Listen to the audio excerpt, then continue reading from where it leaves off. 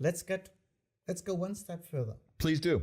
What I'm talking about is not just education of project managers. They are at the heart and soul of this education. But it's more than that. It is a change in mindset of an organization. It's the understanding we are not just running some projects for paying customers. We have profit centers. And the three big things, again, sorry to repeat myself, customer happiness, cash flow, liquidity, staying liquid, that's it, and profitability. But I often find all three must be in place. It's not just one big goal and everything is under that.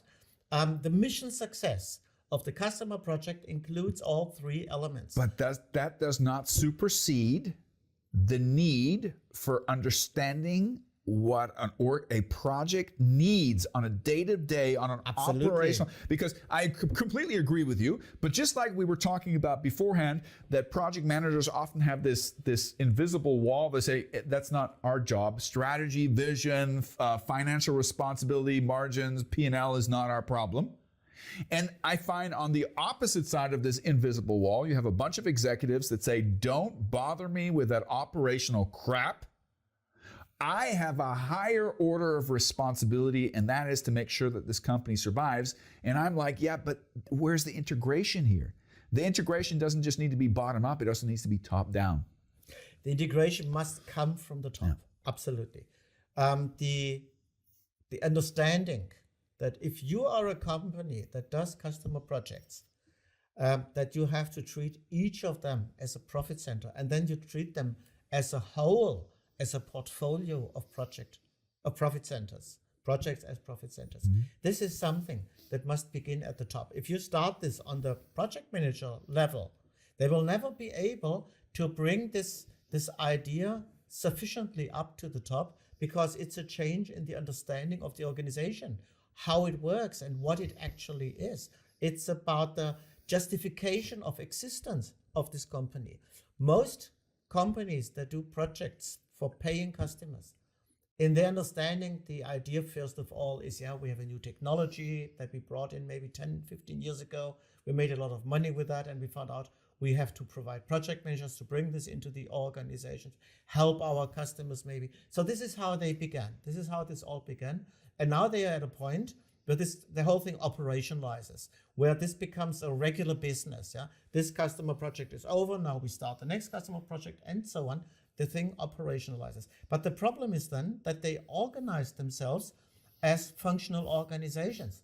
And the biggest gap that I see is really, on one side, there is business development. In older times, you would have said sales. Mm-hmm. Today, they're called business development.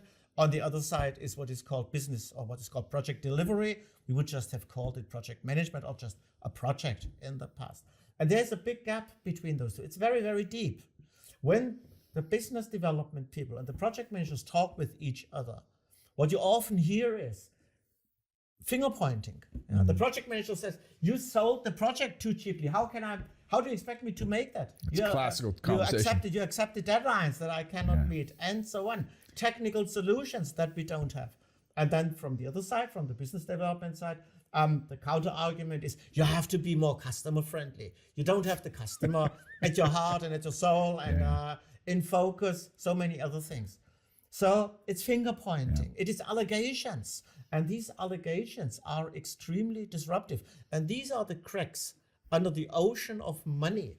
When the money flow gets lower and lower, and the level of money gets when the oxygen goes down in the room, people start panicking. You see the cracks, and then it's often too late.